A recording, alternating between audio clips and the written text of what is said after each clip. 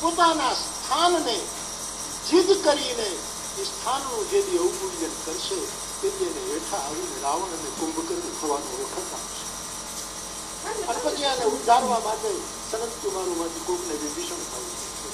આ અવતારનું આખું બાળક પહેલું કારણ જય. બે શબ્દ સરખા લાગે તો બે ના નામ એટલું નામ જય, બીજા બહુ મોટો.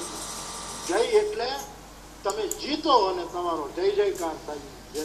અને બીજું વિજય એટલે તમે સમજીને હારી જાઓ એનું નામ વિજય. હરી એને ઘરે આવે જે સમજીને હારી જાય એ વિશેષ પ્રકારનો જય છે. અને જગતમાં સમજીને જેટલા હાર્યા એનો જય જયકાર થયો, એનો ક્ષયકાર કદી ન ભૂલાય. નહીતર વળી પાછા કંસના શબ્દો યાદ આવે કે કાલે આ લોકો મારો જય જયકાર કરતા હતા, આજ ગોવિંદ તારો આ ઈના ઈ છે. પણ જય અને વિજય વિચારધારા હરિના અવતારનું કારણ બની છે.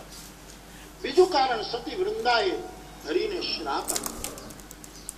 ચાલન